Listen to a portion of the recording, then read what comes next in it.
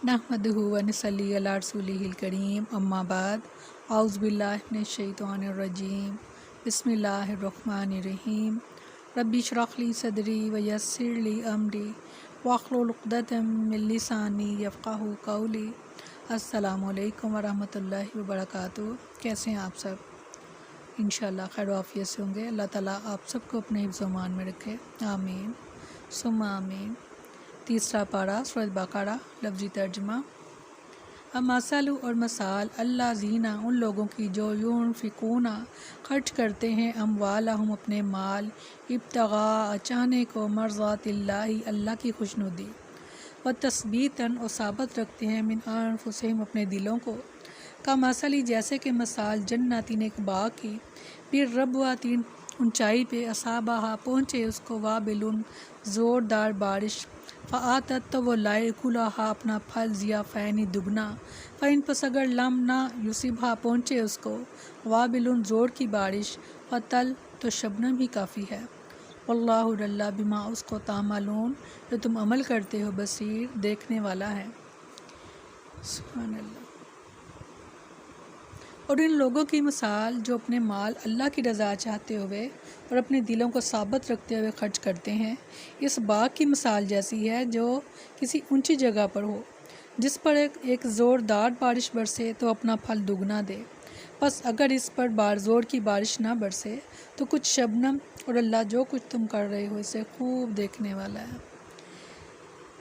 ये रियाकारों के मुकाबले में मुखलिस मोमनों की दूसरी मिसाल है, यानी जो लोग महज अल्लाह ताला की रज़ा जोई के लिए खर्च करते हैं और दिल के इस इत्मीनान के साथ खर्च करते हैं कि अल्लाह ताला इन्हें इसका वाफर अजर फ़ता फरमाएगा और इनका अमल ज़ाया नहीं होगा।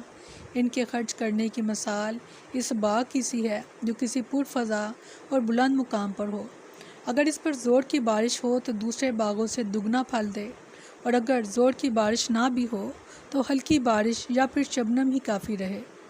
इस मिसाल में अल्लाह ताला ने इंसान को बाग से और खुलूस नीयत को बाग के महल वकूअ और ज़रखेज़ी से और माल की ज़्यादती और कमी को बारिश और शबनम से तशबीह दी है। सुभान अल्लाह। जिस तरह बाग के महल वकूअ और ज़रखेज़ी की वजह से बारिश की ज़्यादती और कमी का कोई ख़ास असर नहीं पड़ता और हर हाल में फल पैदा होते हैं, और इसी तरह इंसान के खलूस नीयत की वजह से माल की कसरत और किल्लत का कोई ख़ास असर नहीं पड़ता।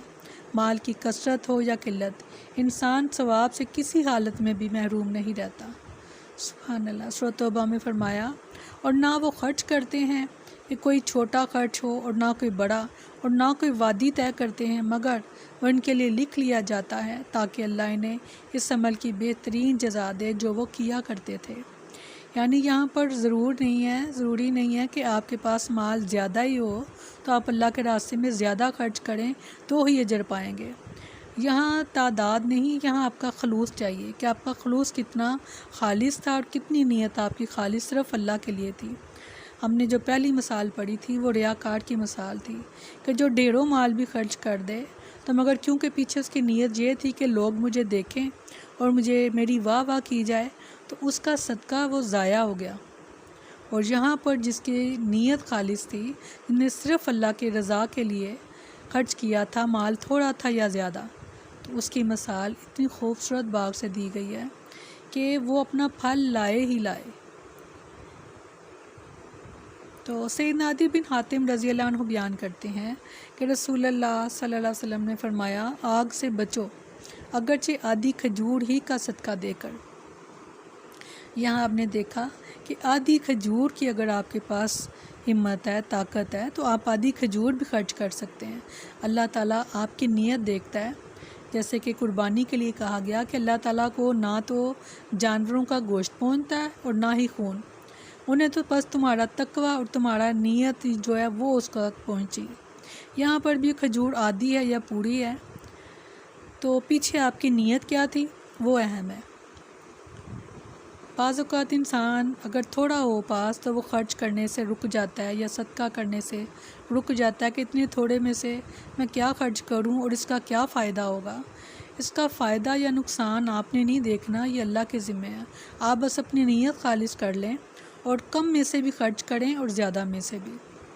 سیدنا عقبہ بن عامر رضی اللہ عنہ بیان کرتے ہیں کہ رسول اللہ صلی اللہ علیہ وسلم نے فرمایا ہر شخص قیامت کے دن اپنے صدقے کے سائے میں ہوگا یہاں تک کہ لوگوں کے درمیان فیصلہ ہو جائے گا۔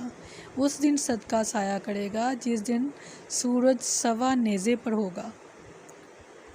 تو صدقہ کیجئے، ضرور کیجئے۔ اتنی خوبصورت آیات سن کر میرا نہیں خیال کہ کوئی صدقے سے ہاتھ روک سکے گا۔ سیدنا ابو ہریرہ رضی اللہ عنہ بیان کرتے ہیں کہ رسول اللہ صلی اللہ علیہ وسلم نے فرمایا 7 آدمی ایسے ہیں کہ اللہ اس روز انہیں اپنے سائے میں جگہ عطا فرمائے گا جس دن ان کے سائے کے علاوہ اور کوئی سایہ نہیں ہوگا۔ اللہ تعالیٰ ہمیں اپنے سائے کے نصیب فرمائے، آمین۔ پہلے نمبر پر ہے انصاف کرنے والا حکمران۔ وہ حکمران کسی ملک کا بھی ہو سکتا ہے اور وہ حکمران کسی گھر کا بھی ہو سکتا ہے کہ وہ انصاف کرے اپنے جو اس کی رعایا ہے۔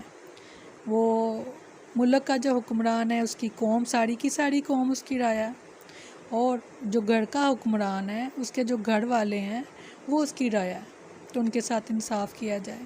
اور پھر دوسرے نمبر پہ ایسا نوجوان جس نے اپنے رب کی عبادت میں نشو و نما پائی ہو، یعنی اس نے اپنی جوانی اللہ تعالیٰ کی عبادت میں خرچ کی ہو۔ تیسرا ایسا آدمی کہ اس کا دل مسجد میں اٹکا رہتا ہے، یعنی وہ ہر وقت انتظار میں رہتا ہے کہ یہ میں نے فجر کی نماز پڑھی ہے، ظہر کی کب ہوگی، ظہر کی ہو گئی ہے تو اب عصر کی نماز کب ہوگی۔ کیسے خوش نصیب ہیں یہ لوگ کہ قیامت کے دن اللہ تعالیٰ اپنا سایہ یعنی اپنے عرش کا سایہ عطا فرمائیں گے۔ اور چوتھا آدمی ایسے 2 آدمی جو آپس میں محض اللہ کی خوشنودی کے لیے محبت کرتے ہیں، اسی پر ملتے اور اسی پر جدا ہوتے ہیں، سبحان اللہ۔ 5واں ایسا آدمی جیسے عزت دار اور خوبصورت اور حسین عورت نے برے کام کے لیے دعوت دی مگر اس نے دعوت رد کرتے ہوئے کہا کہ میں تو اللہ سے ڈرتا ہوں۔ 6واں ایسا آدمی کہ اس نے صدقہ اس قدر چھپا کر کیا کہ اس کا بایاں ہاتھ بھی بے خبر رہا کہ دائیں ہاتھ نے کیا خرچ کیا۔ کیا کبھی نہیں ایسا آپ نے کوئی خرچ کیا اللہ کے راستے میں؟ یعنی آپ نے اپنے پرس میں اپنے پاکٹ میں ہاتھ ڈال کر جتنے پیسے آپ کی مٹھی میں آئے آپ نے وہ نکال کر گنے بغیر کسی کو دے دیوں؟ تو اگر ایسا کیا ہے تو خوشخبری ہے، اللہ تعالیٰ کے عرش کا سایہ ملے گا اس دن جس دن کوئی سایہ نہ ہوگا۔ اور 7واں اور ایسا آدمی جس نے تنہائی میں اللہ کو یاد کیا تو اس کی دونوں آنکھوں سے آنسو بہہ پڑے، سبحان اللہ۔ اللہ تعالیٰ ہمیں ایسے آنسو نصیب فرمائے، آمین ثم آمین۔ بہت خوبصورت آیات ہیں اور بڑی ہی خوبصورت انداز سے رغبت دلائی جا رہی ہے صدقے کی، تو کوشش کیجئے اس کو اپنی زندگیوں میں شامل کرنے کی۔ اللہ تعالیٰ ہم سب کی مدد فرمائے، آمین ثم آمین۔ سبحانک اللہم و بحمدک نشہد ان لا الہ الا انت نستغفرک و نتوب الیک۔ سبحان ربک رب العزت عما یصفون وسلام علی المرسلین والحمد للہ رب العالمین۔ السلام علیکم ورحمۃ اللہ وبرکاتہ۔